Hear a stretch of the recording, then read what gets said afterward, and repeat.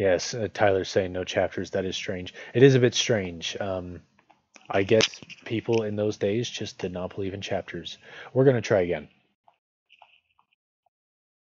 This is Rip van Winkle, a posthumous writing of Diedrich Knickerbocker. Quote, By Woden, god of Saxons, from whence comes Wednesday, that is, Woden's day. Truth is a thing that ever I will keep, unto thy day in which I creep into my sepulchre. Unquote. By Cartwright. The following tale was found among the papers of the late Diedrich Knickerbocker, an old gentleman of New York, who was very curious in the Dutch history of the province and and the manners of the descendants from its primitive settlers. His historical researches, however, do not lie so much among books as among men, for the former are lamentably scanty on his favorite topics, whereas he found the old burghers, and still more their wives, rich in that legendary lore so invaluable to true history.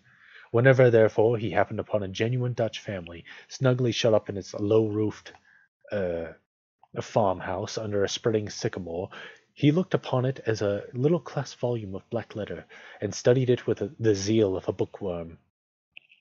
The result of all these researches was a history of the province during the reign of the Dutch governors, which he published some years since. There have been various opinions as to the literary character of his work, and, to tell the truth, it is not a whit better than it should be. Its chief merit is in its scrupulous accuracy, which indeed was a little questioned on its first appearance, but has since become completely established, and is now admitted into all historical collections as a book of unquestionable authority. The old gentleman died shortly after the publication of his work, and now that he is dead and gone, it cannot do much harm to his memory to say that his time might have been much better employed in weightier labors. He, however, was apt to ride his hobby his own way, and though it did now and then kick up the dust a little in the eyes of his neighbors, and grieve the spirit of some friends for whom he felt the truest deference and affection, yet his errors and follies are remembered, quote, more in sorrow than in anger, unquote, and it begins to be suspected that he never intended to injure or offend. But, however his memory may be appreciated by critics, it is still held dear among many folks, whose good opinion is well worth having, particularly certain biscuit bakers, who have gone so far as to imprint his likeness on their New Year's cakes, and have thus given him a chance for immortality, almost equal to the being stamped on a Waterloo medal, or a Queen's Anne farthing. Whoever has made a voyage up the Hudson must remember the Catskill Mountains. They are a dismembered branch of the great Appalachian family, and are seen away to the west of the river, swelling up to a noble height, and lording it over the surrounding country. Every change of season, every change of weather, indeed every hour of the day, produces some change in the magical hues and shapes of these mountains, and they are regarded by all the good wives, far and near, as perfect barometers. When the weather is fair and settled, they are clothed in blue and purple, and print their bold outlines on the clear evening sky. But sometimes, when the rest of the landscape is cloudless, they will gather a hood of gray vapors about their summits, which, in the last rays of the setting sun, will glow and light up like a crown of glory. At the foot of these fairy mountains, the voyager must have descried the light smoke curling up from a village, whose shingle roofs gleam among the trees, just where the blue tints of the upland melt away into the fresh green of the nearer landscape. It is a little village of great antiquity, having been founded by some of its Dutch colonists in the early times of the province, just about the beginning of the government of good Peter Stuyvesant, may he rest in peace, and there were some of the houses of the original settlers standing within a few years, built as small yellow bricks brought from Holland, having latticed windows and gable fronts surmounted with weathercocks. In that same village, and in one of those very houses which, to tell the precise truth, was sadly time-worn and weather-beaten, there lived many years since, while the country was yet a province of Great Britain, a simple good-natured fellow of the name of Rip van Winkle. He was a descendant of the Van Winkles, who figured so gallantly in the chivalrous days of Peter Stuyvesant, and accompanied him to the siege of Fort Christina. He inherited, however, but little of the martial character of his ancestors. I have observed that he was a simple, good-natured man. He was, moreover, a kind neighbor, and an obedient hen-pecked husband. Indeed, to the latter circumstances might be owing that meekness of spirit which gained him such universal popularity, for those men are most apt to be obsequious and conciliating abroad, who are under the discipline of shrews at home. Their tempers, doubtless, are rendered pliant and malleable in the fiery furnace of domestic tribulation, and a certain lecture is worth all the sermons in the world for teaching the virtues of patience and long-suffering. A termagant wife may therefore, in some respects, be considered a tolerable blessing, and if so, Rip Van Winkle was thrice blessed. Certain it is that he was a great favourite among all the good wives of the village, who, as usual with the amiable sex, took his part in all family squabbles, and never failed, whenever they talked those matters over in their evening gossips, to lay all the blame on Dame Van Winkle. The children of the village, too, would shout with joy whenever he approached. He assisted at their sports, made their playthings, taught them to fly kites and shoot marbles, and told them long stories of ghosts, witches, and Indians. Whenever he went dodging about the village, he was surrounded by a troop of them, hanging on his skirts, clambering on his back, and playing 1,000 tricks on him with impunity, and not a dog would bark at him throughout the neighborhood. The great error in Rip's composition was an insuperable aversion to all kinds of profitable labor. It could not be from the want of assiduity or perseverance, for he would sit on a wet rock with a rod as long and heavy as a Tartar's lance, and fish all day without a murmur, even though he should not be encouraged by a single nibble. He would carry a fowling piece on his shoulder for hours together, trudging through swamps and woods, and up hill and down dale, and to shoot a few squirrels or wild pigeons. He would never refuse to assist a neighbor, even in the roughest toil, and was a foremost man at all country frolics, for husking Indian corn or building stone fences. The women of the village, too, used to employ him to run their errands, and to do such odd jobs as their less obliging husbands would not do for them. In a word, Rip was ready to attend to anybody's business but his own. But as to doing family duty and keeping his farm in order, he found it impossible. In fact, he declared it was of no use to work on his farm. It was the most pestilent little piece of ground in the whole country. Everything about it went wrong, and would go wrong in spite of him. His fences were continually falling to pieces. His cow would either go astray or get among the cabbages. Weeds were sure to grow quicker in his fields than anywhere else. The rain always made a point of setting in just as he had some outdoor work to do, so that though his patrimonial estate had dwindled away under his management, acre by acre, until there was little more left than a mere patch of Indian corn and potatoes, yet it was the worst condition farmed in the neighborhood. His children, too, were as ragged and wild as if they belonged to nobody. His son Rip, an urchin begotten in his own likeness, promised to inherit the habits with the old clothes of his father. He was generally seen trooping like a colt at his mother's heel, equipped in a pair of his father's cast-off gaskins, which he had much ado to hold up with one hand, as a fine lady does her train in bad weather.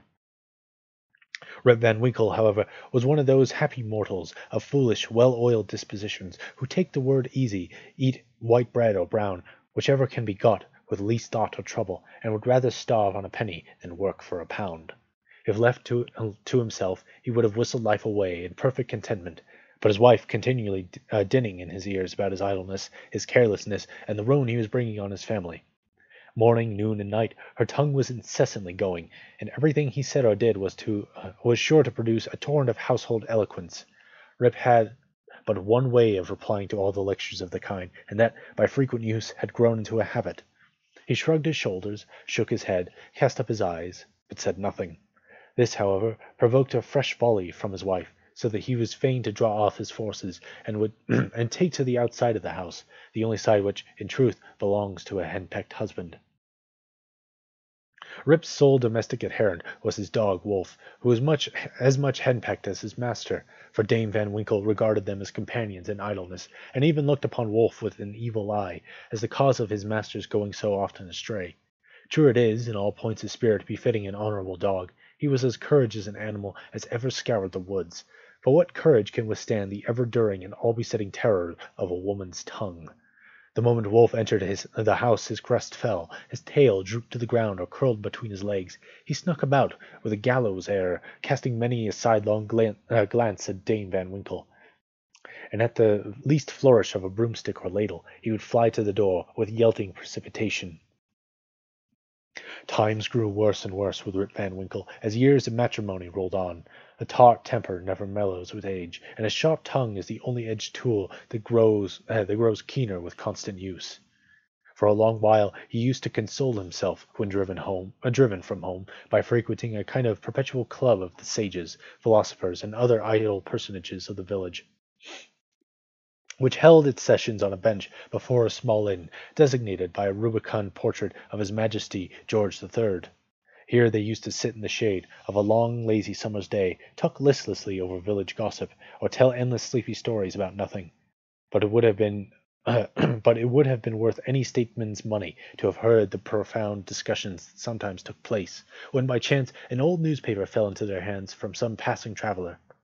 How solemnly they would listen to the contents, as drawled out by Derrick Van Bummel, the schoolmaster, a dapper, learned little man, who was not to be daunted by the most gigantic word in the dictionary, and how sagely they would deliberate upon public events some months after they had taken place. The opinions of this junto were completely controlled by Nicholas Vedder, a patriarch of the village and landlord of the inn, at the door of which he took his seat from morning till night, just moving sufficiently to avoid the sun, and keep in the shade of a large tree, so that the neighbors could tell the hour by his movements as accurately as a sundial. It is true he was rarely heard to speak, but smoked his pipe incessantly. His adherents, however, for every great man has his adherents, perfectly understood him, and knew how to gather his opinions. When anything that was read or related displeased him, he was observed to smoke his pipe vehemently, and sent forth short, frequent, angry puffs. But when pleased, he would inhale the smoke slowly and tranquilly, and emit it in light and placid clouds, and sometimes taking the pipe from his mouth, and letting the fragrant vapour curl about his nose, would gravely nod his head in token of perfect approbation. From even this stronghold the unlucky Rip was at length routed by his termagant wife, who would suddenly break in upon the tranquillity of the assemblage, and call the members all to naught. Nor was that august personage, Nicholas Veeder himself, sacred from the daring tongue of this terrible virago, who charged him outright with encouraging her husband in habits of idleness. Poor Rip was at last reduced almost to despair, and his only alternative to escape from the labour of the farm and the clamour of his wife was to take gun in hand and stroll away into the woods. Here he would sometimes set himself at the foot of a tree and share the contents of his wallet with Wolf, with whom he sympathized as a fellow-sufferer in persecution. "Poor Wolf," he would say, "thy mistress leads thee a dog's life of it, but never mind, my lad, whilst I live thou shalt never want a friend to stand by thee." Wolf would wag his tail, look wistfully in his master's face, and if dogs can feel pity, I verily believe he reciprocated the sentiment with all his heart. In a long ramble of the kind on a fine autumnal day, Rip had unconsciously scrambled to one of the highest parts of the Catskill Mountains. He was after his favourite sport of squirrel shooting, and the still solitudes had echoed and re-echoed with the reports of his gun. Panting and fatigued, he threw himself, late in the afternoon, on a green knoll covered with mountain herbage that crowned the brow of a precipice. From an opening between the trees he could overlook all the lower country for many a mile of rich woodland. He saw at a distance the lordly Hudson far, far below him, moving on its silent but majestic course, with the reflection of a purple cloud, or the sail of a lagging bark, here and there sleeping on its glassy bosom, and at last losing itself in the blue highlands. On the other side he looked down into a deep mountain glen, wild, lonely, and shagged, the bottom filled with fragments from the impending cliffs, and scarcely lighted by the reflecting rays of the setting sun. For some time Rip lay musing on this scene. Evening was gradually advancing. The mountains began to throw their long blue shadows over the valley. He saw that it would be dark before long, before he could reach the village, and he heaved a heavy sigh when he thought of encountering the terrors of Dame Van Winkle. As he was about to descend, he heard a voice from a distance hallooing, "Rip Van Winkle! Rip Van Winkle!" He looked around, but could see nothing but a crow winging its solitary flight across the mountains. He thought his fancy must have deceived him, and turned again to descend, when he heard the same cry ring through the still evening air, "Rip Van Winkle! Rip Van Winkle!" At the same time Wolf bristled up his back, and giving a low growl, skulked to his master's side, looking fearfully down into the glen. Rip now felt a vague apprehension stealing over him. He looked anxiously in the same direction, and perceived a strange figure slowly toiling up the rocks, and bending under the weight of something he carried on his back. He was surprised to see any human being in this lonely and unfrequented place, but supposing it to be some one of his neighborhood in need of his assistance, he hastened down to yield it. On nearer approach, he was still more surprised at the singularity of the stranger's appearance. He was short, square-built old fellow, with thick bushy hair and a grizzled beard. His dress was of the antique Dutch fashion, a cloth jerkin strapped about his lace, a cloth jerkin strapped around his waist. Several pair of breeches, the outer one of ample volume, decorated with rows of buttons down the side, and bunches at the knees. He bore on his shoulder a stout keg that seemed full of liquor, and made signs for Rip to approach and assist him with the load. Though rather shy and distrustful of this new acquaintance, Rip complied with his usual alacrity, and mutually relieving each other, they clambered up the narrow gully, apparently the dry bed of a mountain torrent. As they ascended, Rip every now and then heard rolling peals, like distant thunders, that seemed to issue out of a deep ravine, or rather cleft between lofty rocks, toward which their rugged path conducted. He paused for an instant, but supposing it to be the muttering of one of those transient thunder showers which often take place in the mountain heights, he proceeded. Passing through the ravine, they came to a hollow, like a small amphitheatre, surrounded by perpendicular precipices, over the brinks of which impending trees shot their branches, so that you only caught glimpses of the azure sky and the bright evening cloud. During the whole time, Rip and his companion had labored on in silence, for though the former marveled greatly what could be the object of carrying a keg of liquor up this wild mountain, yet there was something strange and incomprehensible about the unknown that inspired awe and checked familiarity. On entering the amphitheatre, new objects of wonder presented themselves. On a level spot in the center was a company of odd-looking personages playing at ninepins. They were dressed in a quaint, outlandish fashion. Some wore short doublets, others jerkins, with long knives in their belts, and most of them had enormous breeches, of similar style with that of the guides. Their visages, too, were peculiar. One had a large head, broad face, and small piggish eyes. The face of another seemed to consist entirely of nose, and was surmounted by a white sugar-loaf hat, set off with a little red cock's tail. They all had beards of various shapes and colours. There was one who seemed to be the commander. He was a stout old gentleman, with a weather-beaten countenance. He wore a laced doublet, broad belt and hanger, high-crowned hat and feather, red stockings, and high-heeled shoes with roses in them. The whole group reminded Rip of those figures in an old Flemish painting in the parlour of Dominie van Schaik, the village parson who had been brought over from Holland at the time of the settlement. What seemed particularly odd to Rip was that though these folks were evidently amusing themselves, yet they maintained the gravest faces, the most mysterious silence, and were withal the most melancholy party of pleasure he had ever witnessed. Nothing interrupted the stillness of the scene but the noise of the balls which, whenever they were rolled, echoed along the mountains like rumbling peals of thunder. As Rip and his companion approached them, they suddenly desisted from their play, and stared at him with such fixed statue-like gaze, and such strange, uncouth, lacklustre countenances, that his heart turned within him, and his knees smote together. His companion now emptied the contents of the keg into large flagons, and made signs to him to wait upon the company. They obeyed with fear and trembling. He obeyed with fear and trembling. They quaffed the liquor in profound silence, then returned to their game. By degrees, Rip's awe and apprehension subsided. He even ventured, when no eye was fixed upon him, to taste the beverage, which he found had much of the flavour of excellent Hollands. He was naturally a thirsty soul, and was soon tempted to repeat the draught. One taste provoked another, and he reiterated his visits to the flagon so often that at length his senses were overpowered, his eyes swam in his head declined gradually, and he fell into a deep sleep. On waking, he found himself on the green knoll, from whence he had first seen the old man of the glen. He rubbed his eyes. It was a bright, sunny morning. The birds were hopping and twittering among the bushes, and the eagle was wheeling aloft and breasting the pure mountain breeze. Surely, thought Rip, I have not slept here all night. He recalled the occurrences before he fell asleep. The strange man with a keg of liquor, the mountain ravine, the wild retreat among the rocks, the woe-begone party at ninepins, the flagon. Oh, that flagon! That wicked flagon, thought Rip. What excuse shall I make to Dame Van Winkle? He looked round for his gun, but in place of the clean, well-oiled fowling piece, he found an old firelock lying by him, the barrel encrusted with rust, and the lock falling off, and the stock worm-eaten. He now suspected that the grave roisters of the mountain had put a trick on him, and having doused him with liquor, had robbed him of his gun.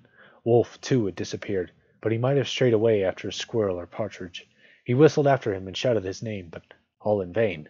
The echoes repeated his whistle and shout, but no dog was to be seen. He determined to revisit the scene of last evening's gamble, and if he met with any of the party, to demand his dog and gun. As he rose to walk, he found himself stiff in the joints, and wanting in his usual activity. These mountain beds do not agree with me, thought Rip, and if this frolic should lay me up with a fit of rheumatism, I shall have a blessed time with Dame Van Winkle. With some difficulty he got down into the glen. He found the gully up which he and his companion had ascended the previous evening, but to his astonishment a mountain stream was now foaming down it, leaping from rock to rock, filling the glen with babbling murmurs. He, however, made shift to scramble up its sides, working his toilsome way through thickets of birch, sassafras, and witch hazel, and sometimes tripped up or entangled by wild grapevines that twisted their coils and tendrils from tree to tree, and spread a kind of network in his path. At length he reached to where the ravine had opened through cliffs to the amphitheatre, but no traces of such opening remained. The rocks presented a high, impenetrable wall, over which the torrent came tumbling in a sheet of feathery foam, and fell into a broad, deep basin, black from the shadows of the surrounding forest. Here, then, poor Rip was brought to a stand. He again called and whistled after his dog. He was only answered by the cawing of a flock of idle crows, sporting high in air about a dry tree that overhung a sunny precipice, and who, secure in their elevation, seemed to look down and scoff at the poor man's perplexities. What was to be done? The morning was passing away, and Rip felt famished for want of his breakfast. He grieved to give up his dog and gun. He dreaded to meet his wife, but it would not do to starve among the mountains. He shook his head, shouldered the rusty firelock, and with a head full of trouble and anxiety, turned his steps homeward. As he approached the village he met a number of people, but none whom he knew, which somewhat surprised him, for he had thought himself acquainted with everyone in the country round. Their dress, too, was of a different fashion from that to which he was accustomed. They all stared at him with equal marks of surprise, and whenever they cast eyes upon him, invariably stroked their chins. The constant recurrence of this gesture induced Rip involuntarily to do the same, when, to his astonishment, he found his beard had grown a foot long. He had now entered the skirts of the village. A troop of strange children ran at his heels, hooting after him and pointing at his grey beard. The dogs, too, not one of which he recognized for an old acquaintance, barked at him as he passed. The very village was altered. It was larger and more populous. There were rows of houses which he had never seen before, and those which had been in his familiar haunts had disappeared. Strange names were over the doors, strange faces at the windows. Everything was strange. His mind now misgave him. He began to doubt whether both he and the world around him were not bewitched. Surely this was his native village, which he had left but the day before. There stood the Catskill Mountains. There ran the Silver Hudson at a distance. There was every hill and dale precisely as it had been. Rip was sorely perplexed. That flagon last night, thought he, has addled my poor head sadly. It was with some difficulty that he found the way to his own house, which he approached with silent awe, expecting every moment to hear the shrill voice of Dame Van Winkle. He found the house gone to decay, the roof fallen in, the windows shattered, and the doors off the hinges. A half-starved dog that looked like Wolf was skulking about it. Rip called him by name, but the cur snarled, showed his teeth, and passed on. This was an unkind cut indeed. My very dog, sighed poor Rip, has forgotten me. He entered the house, which, to tell the truth, Dame Van Winkle had always kept in neat order. It was empty, forlorn, and apparently abandoned. This desolateness overcame all his connubial fears. He called loudly for his wife and children. The lonely chambers rung for a moment with his voice, and then all again was silence. He now hurried forth and hastened to his old resort, the village inn, but it too was gone. A large rickety wooden building stood in its place, with great gaping windows, some of them broken, mended with old hats and petticoats, and over the doors was painted "The Union Hotel by Jonathan Doolittle."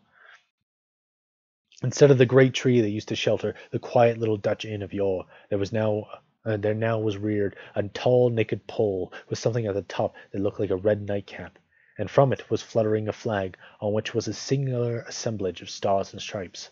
All this was strange and incomprehensible. He had recognized on the sign, however, the ruby face of King George, under which he had smoked so many a peaceful pipe, but even this was singularly metamorphosed.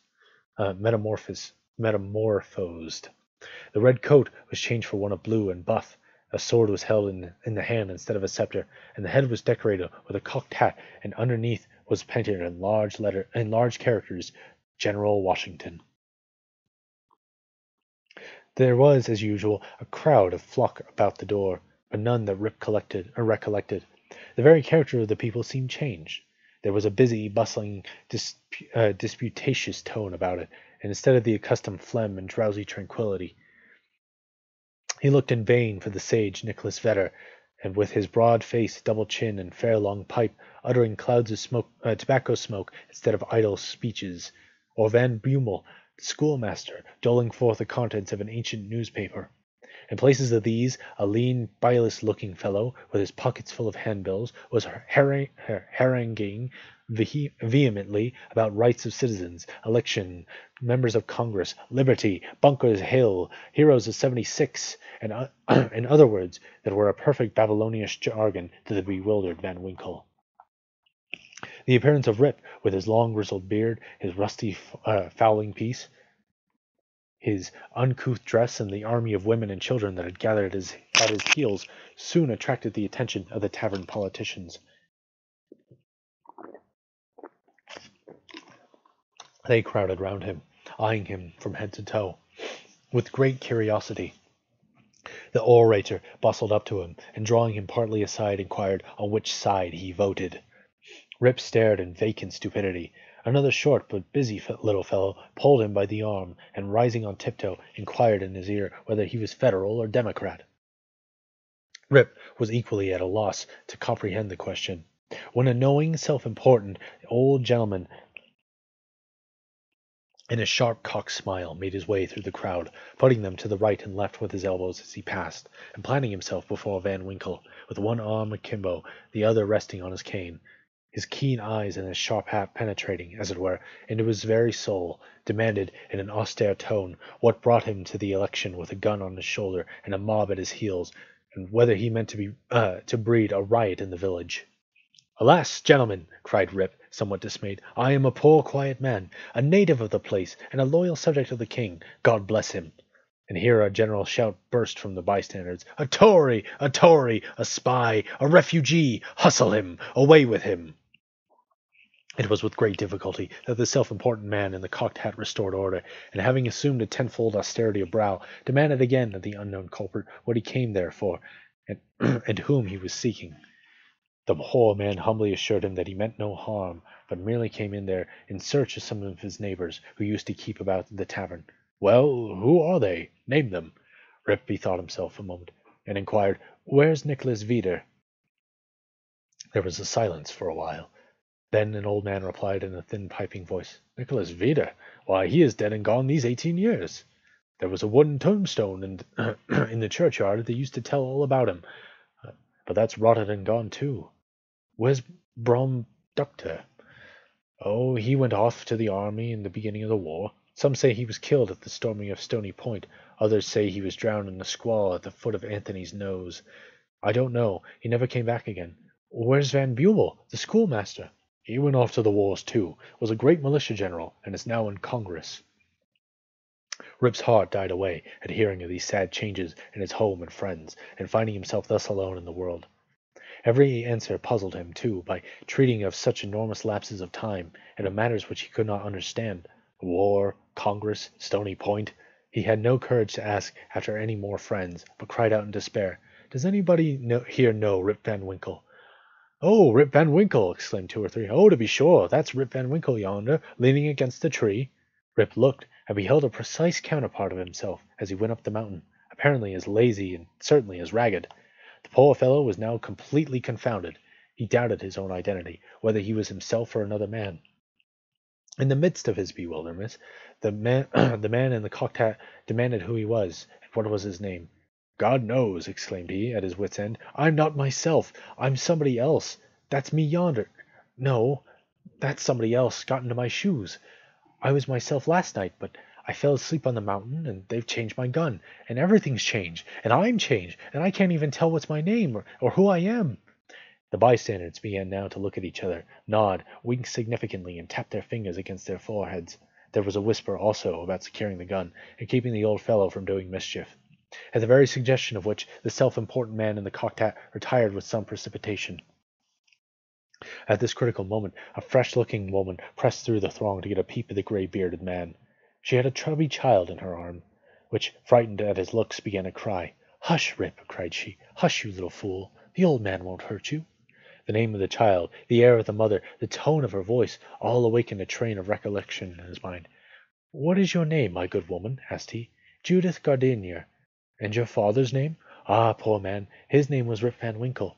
It's 20 years since he went away from home with his gun, and never has been heard of since. His dog came home without him, but whether he shot himself or was carried away by the Indians, nobody can tell. I was then but a little girl." Rip had but one more question to ask, and he put it with a faltering voice. "Where's your mother?" "Oh, she too had died but a short time since. She broke a blood vessel in a fit of passion at a New England peddler." There was a drop of comfort, at least, in this intelligence. The honest man could contain himself no longer.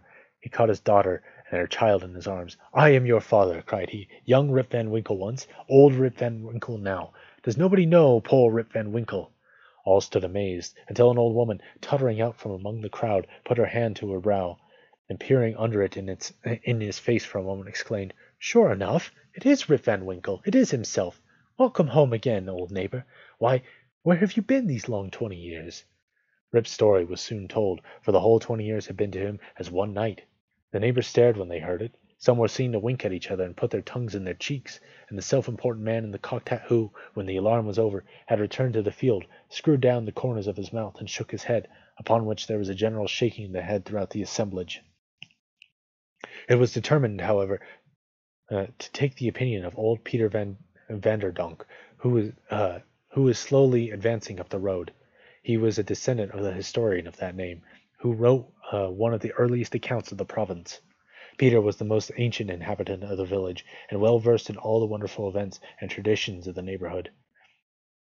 He recollected Rip at once, and once more on the bench at the inn door, and was reverenced as one of the patriarchs of the village, and a chronicler of the old times before the war. It was some time before he could get into the regular track of gossip, or could be made to comprehend the strange events that had taken place during his torpor. How that there had been a revolutionary war, that the country had thrown off the yoke of old England, and that, instead of being a subject of His Majesty Majesty George III, he was now a free citizen of the United States. Rip, in fact, was no politician. The changes of states and empires made but little impression on him. But there was one species of despotism under which he had long groaned, and that was petticoat government. Happily, that was at an end. He had got his neck out of the yoke of matrimony, and could go in and out whenever he pleased, without dreading the tyranny of Dame Van Winkle. Whenever her name was mentioned, however, he shook his head, shrugged his shoulders, and cast up his eyes, which might pass either for an expression of resignation to his fate, or joy at his deliverance. He used to tell his story to every stranger that arrived at Mr. Doolittle's hotel. He was observed, at first, to vary on some points every time he told it, which was doubtless owing to his having so recently awakened. It at last settled down precisely to the tale I have related, and not a man, woman, or child in the neighborhood but knew it by heart. Some always pretended to doubt the reality of it, and insisted that Rip had been out of his head, and that this was one point on which he was always remained flighty. The old Dutch inhabitants, however, almost universally gave it full credit.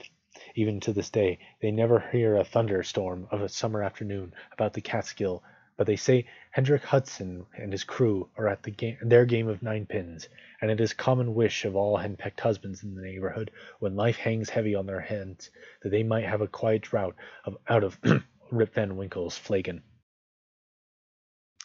Note, the foregoing tale, one would suspect, had been suggested to Mr. Knickerbocker by a little German superstition about the Emperor Frederick der Rothbart, and the Kriphauser Mountains. The subjoined note, however, which he had appended to the tale, shows that it is an absolute fact, narrated with his usual fidelity. The story of Rip van Winkle may seem incredible to many, but nevertheless I give it my full belief, for I know the vicinity of our old Dutch settlements to have been subject to marvelous events and appearances. Indeed, I have heard many stranger stories than this in the villages along the Hudson, all of which were too well authenticated to admit of a doubt. I have even talked with Rip Van Winkle myself, who, when last I saw him, was a very venerable old man, and so perfectly rational and consistent on every other point that I think no conscientious person could refuse to take this into the bargain. Nay, I have seen a certificate on the subject taken before a country justice, and signed with a cross in the justice's own handwriting. The story, therefore, is beyond the possibility of doubt.